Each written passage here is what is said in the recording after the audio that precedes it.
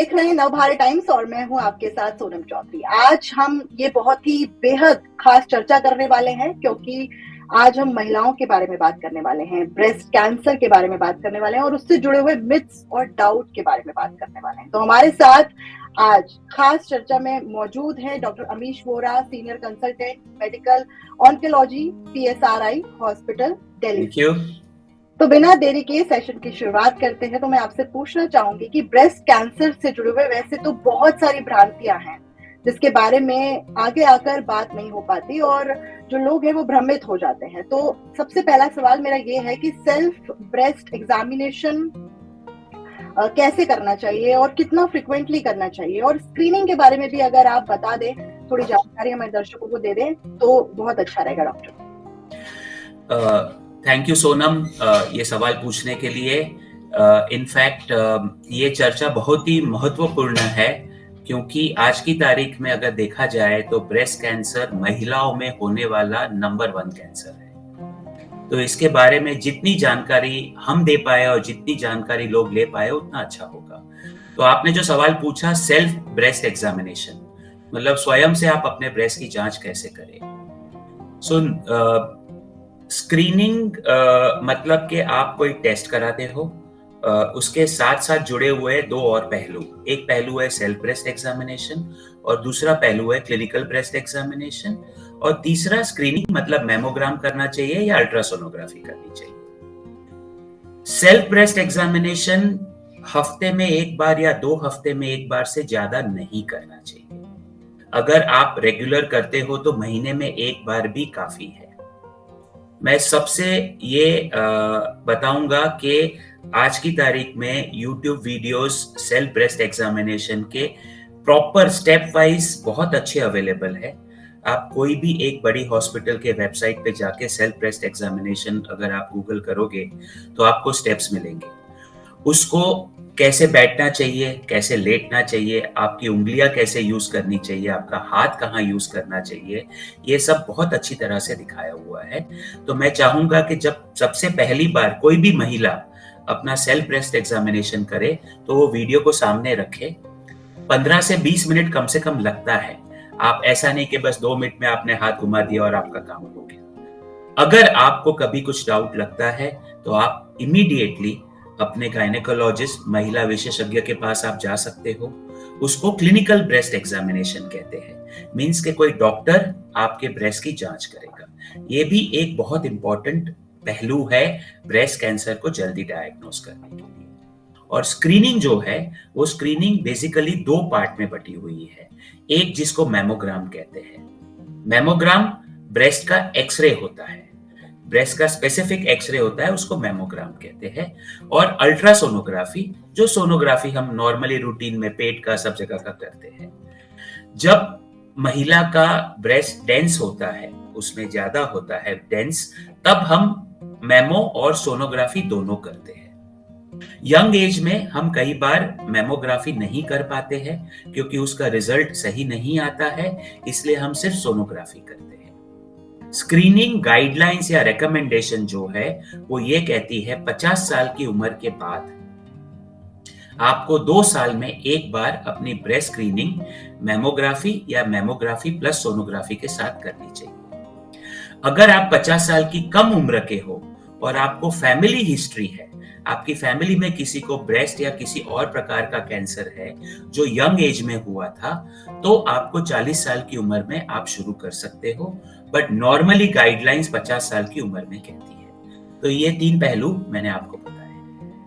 जी doctor, बहुत ही important information थी। वैसे तो बहुत वास्ट टॉपिक है पर आज की जो हमारा सेशन है वो मिथ से जुड़ा हुआ है। आपने अभी फैमिली हिस्ट्री का नाम लिया, तो कई लोगों को ये भी मिथ होते हैं कि फैमिली हिस्ट्री अगर नहीं है तो उनको ये कैंसर होने के चांसेस कम होते हैं या होते ही नहीं है।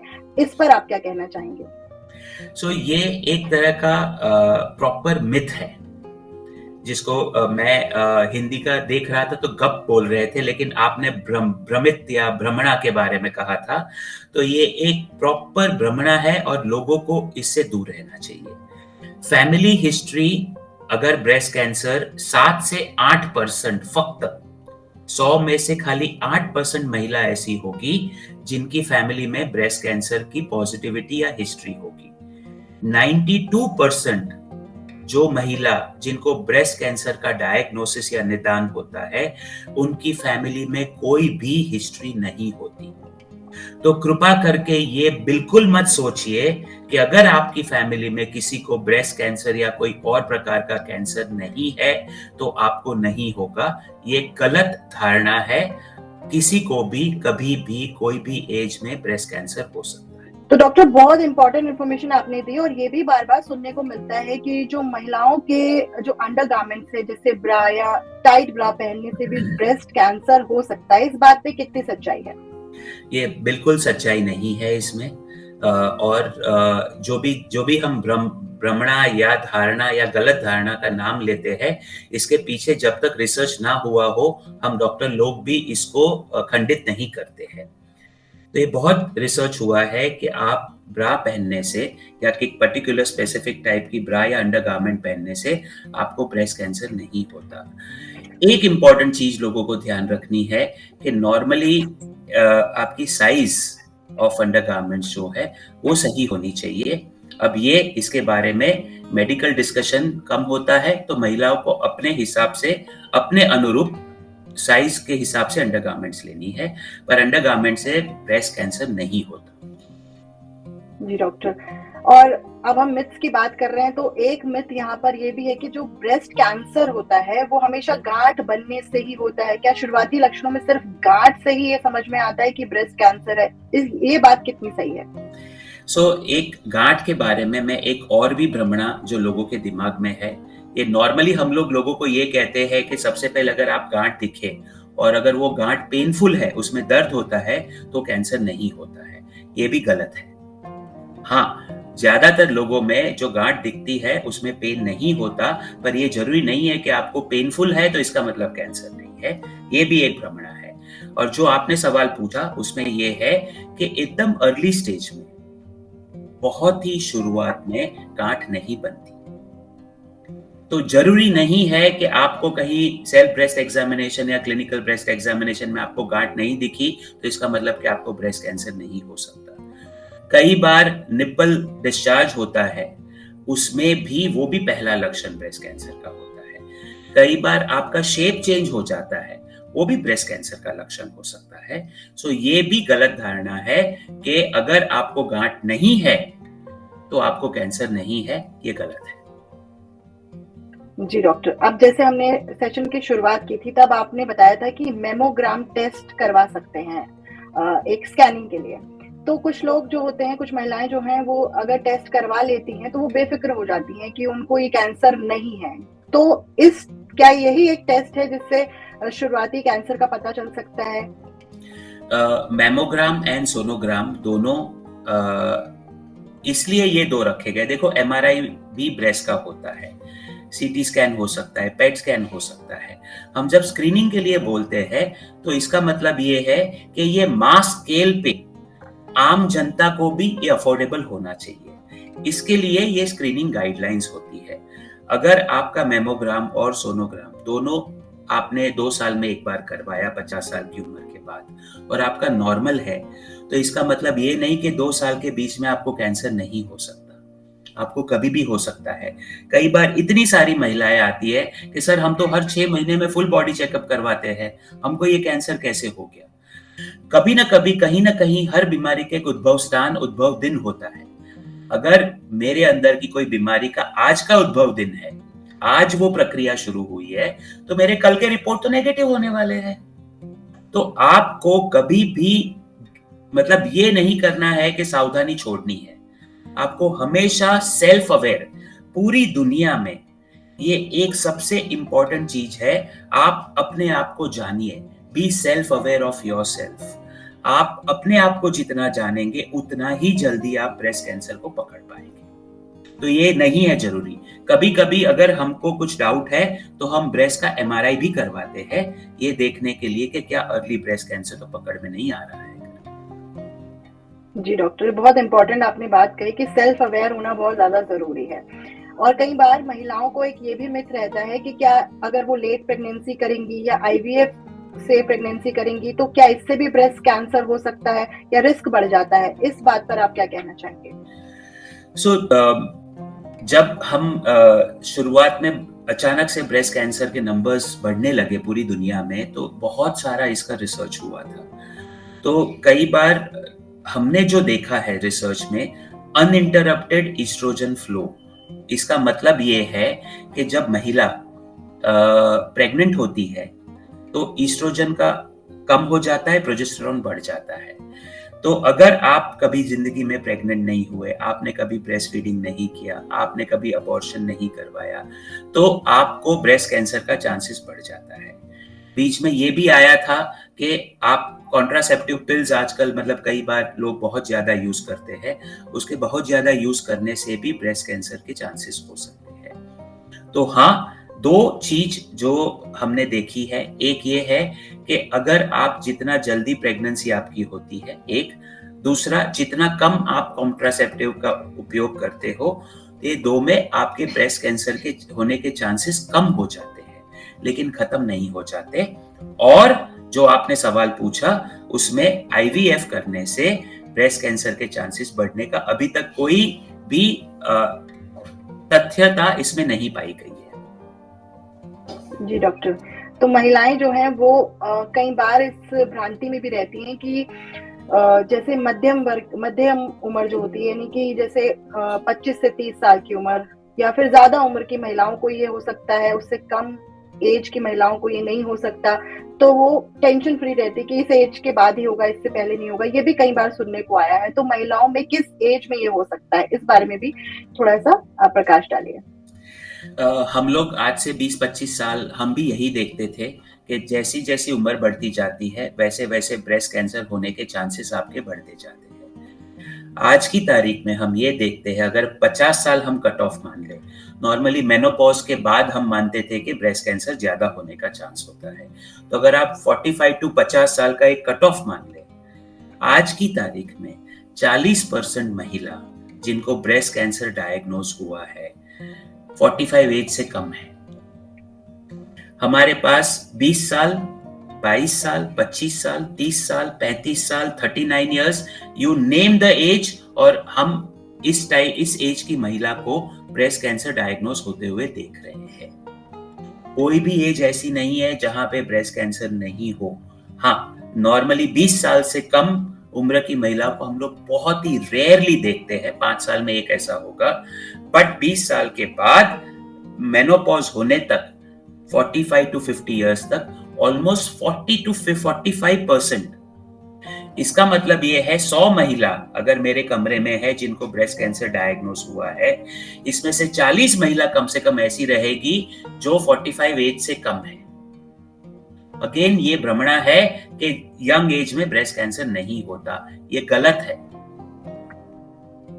ओके डॉक्टर, तो जैसे कि आपने बताया कि ये किसी भी एज में हो सकता है और इसके कहीं ना कहीं फैक्टर्स लाइफस्टाइल भी माना जा सकता है कि अब लाइफस्टाइल काफी चेंज हो गया है। वहीं ब्रेस्ट कैंसर के रिस्क फैक्टर के बारे में अगर जानना चाहेंगे तो यही सुनने में आता है कि ये हेरिडिटी के अलावा और कौन से फैक्टर्स में कंट्रीब्यूट करते हैं, ये भी साथ साथ जानना चाहेंगे डॉक्टर। जैसा मैंने आपको कहा कि रिस्क फैक्टर्स, सबसे पहले तो जो मैं रिस्क फैक्टर कहता हूं, ये कोई 100% नहीं है। ये 1%, 2% आपके ब्रेस्ट कैंसर होने का रिस्क बढ़ाता है। कई बार लोग बोलते हैं कि अगर मैं बच्चा नहीं जन पाई या मुझे प्रेगनेंसी नहीं हुई तो मुझे पक्का ब्रेस्ट कैंसर होगा। ऐसा नहीं है, परसेंटेज बढ़ जाते हैं। तो जो रिस्क फैक्टर ब्रेस्ट कैंसर के है, आपने कहा एक तो हेरिडिटरी है, वो अगर फैमिली में किसी को है तो ये चांसेस ज्यादा होता है। सेकंड, जितनी लेट प्रेगनेंसी होती है, जैसे मैंने कहा ईस्ट्रोजन का फ्लो आपका कंटिन्यूअस रहता है, आपका ब्रेस्ट कैंसर होने के चांसेस थोड़े बढ़ते हैं। तो इसका मतलब ये है कि जितनी लेट प्रेगनेंसी होगी उतना आपका ब्रेस्ट कैंसर का रिस्क थोड़ा बढ़ता है।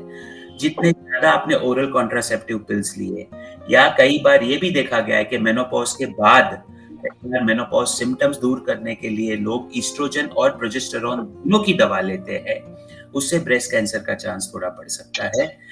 आपका अगर आपकी फैट ज्यादा है, आप मोटापन ज्यादा है, आप अल्कोहल का सेवन ज्यादा करते हो, अगर आप स्ट्रेस में बहुत ज्यादा हो, अगर आप धूम्रपान बहुत ज्यादा कर रहे हो, आपकी लाइफस्टाइल बिल्कुल भी सही नहीं है, आपको ब्रेस्ट कैंसर होने का चांसेस बढ़ जाता है। इसके अलावा कई बार कुछ जगह पे ऐसा देखा गया है कि कोई एक प्रदेश में ब्रेस्ट कैंसर ज्यादा होता है। जैसे आप ये देखो कि जितना शहर ज्यादा है, हमने देखा गया है कि गांव में ब्रेस्ट कैंसर के चांसेस कम होते हैं जितना शहर होता है, जिसको हम अर्बनाइजेशन कहते हैं।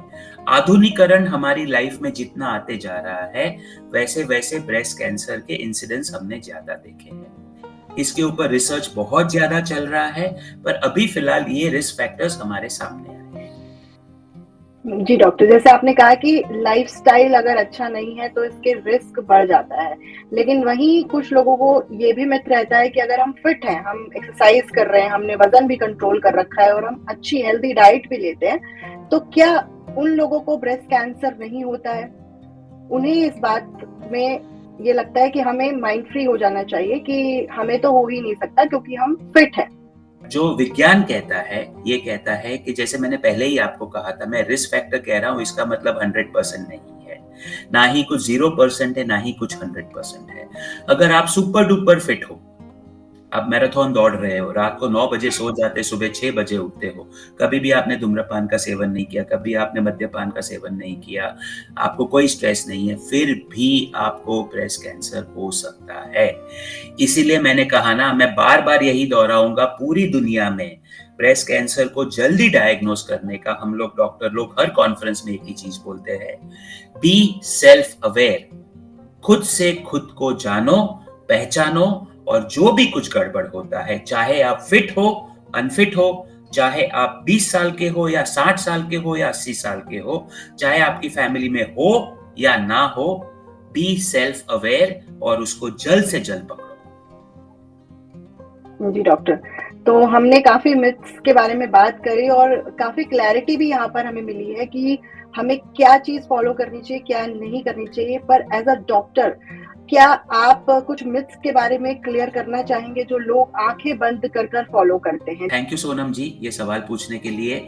एक पर्टिकुलर मिथ जो है, जो रोज मैं फेस करता हूँ, रोज मैं कोशिश करता हूं कि उसको मिथ करके, भ्रमणा करके लोगों के दिमाग में डालूं। हम लोग कई बार सक्सेसफुल नहीं हो पाते हैं। सबसे बड़ी मिथ ये है, सिर्फ ब्रेस्ट कैंसर में नहीं, हर एक कैंसर में, कि शुगर खाने से कैंसर ज्यादा होता है या कैंसर का ग्रोथ ज्यादा होता है। ये एकदम ही गलत चीज है। क्योंकि क्या होता है, किसी को भी कैंसर होता है, उसकी पूरी फैमिली शुगर खाना बंद कर देती है, शक्कर खाना बंद कर देती है। सबको यही लगता है शुगर खाने से कैंसर ठक ठक ठक ठक बढ़ जाएगा। ये गलत है। ये दो चीज की वजह से गलत है। एक ये है कि कैंसर सेल को पनपने के लिए प्रोटीन, कार्बोहाइड्रेट और फैट, तीनों चीज की जरूरत होती है। दूसरी बात यह है, कैंसर सेल एक ऐसी चीज है, ऐसा कीटाणु है, वो कैसे भी करके अपना रास्ता ढूंढ लेता है। अगर आपने शुगर बंद किया तो आपके आजू बाजू जो नॉर्मल कोशिकाएं हैं, उससे वो शुगर लेना शुरू करेगा और आपकी बॉडी को और अंदर से खराब करेगा। दूसरा सबसे इंपॉर्टेंट बात है कि अगर आपको शुगर नहीं खाने से आपका कैंसर नहीं होता, दुनिया में कितने सारे लोग हैं जिनको कैंसर नहीं होता। तीसरा, ब्रेस्ट कैंसर में क्योर रेट पूरी दुनिया में सबसे ज्यादा है। इनमें से 70 से 80% महिलाएं शुगर बंद नहीं करती पूरी दुनिया में। तो अगर वो क्योर हो गई है, वो आगे बढ़ी है जिंदगी में, उनके बच्चे हुए, उनकी फैमिली आगे बढ़ी है, तो इसका मतलब ये है कि शुगर खाने से नहीं बढ़ता है। और ऐसा कोई भी रिसर्च नहीं हुआ है आज तक जो छाती ठोक के ये कहे कि आप शुगर खाने से आपका कैंसर बढ़ जाता है। तो ये सबसे बड़ी अफवाह है। और सेकंड जो सबसे इंपॉर्टेंट चीज है अफवाह के बारे में, सोनम जी, जब आपने मुझे बोला तो मैं ये कहूंगा, cell phone and cancer use, ये भी एक चीज है। अब सेल फोन और कैंसर यूज एक कंट्रोवर्शियल टॉपिक है, हम उसमें नहीं जाएंगे, लेकिन बहुत सारी महिलाओं को ऐसा लगता है कि वो लोग अंडरगारमेंट्स में सेल फोन डालते हैं, उसकी वजह से उनको ब्रेस्ट कैंसर हुआ। ये भी एक भ्रमणा है, अभी तक इसमें कुछ भी रिसर्च प्रूफ नहीं हुआ है। तो ये चीज मैं जरूर लोगों को बताना चाहूंगा कि यस, हेल्दी लाइफस्टाइल हेल्प्स बहुत मदद करता है हम लोग को भी और पेशेंट को भी। लेकिन इसका मतलब ये नहीं है कि आप शुगर और डेयरी बंद कर दोगे तो आपका कैंसर ठीक हो जाएगा। आप कैरेट जूस खाली पियोगे तो आपका कैंसर ठीक हो जाएगा। आप खाली कॉफी पियोगे तो आपका कैंसर ठीक हो जाएगा। आप भूखे रहोगे, आयुर्वेदाचार्य जी में ये कहता है कि आप बस भूखे रहो, आपका कैंसर मर जाएगा। ये सब गलत है।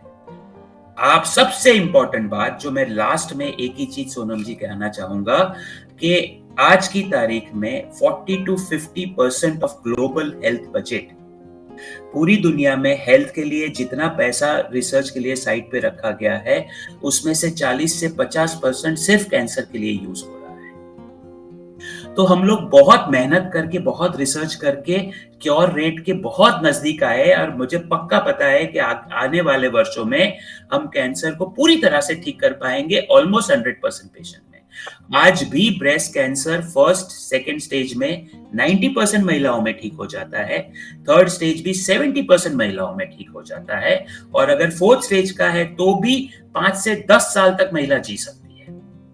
ये तभी संभव है जब आप कोई टोचके, कोई नुस्खे ना अपनाओ, प्रॉपर डॉक्टर के पास जाओ, डॉक्टर की सलाह मानो और आगे बढ़ो।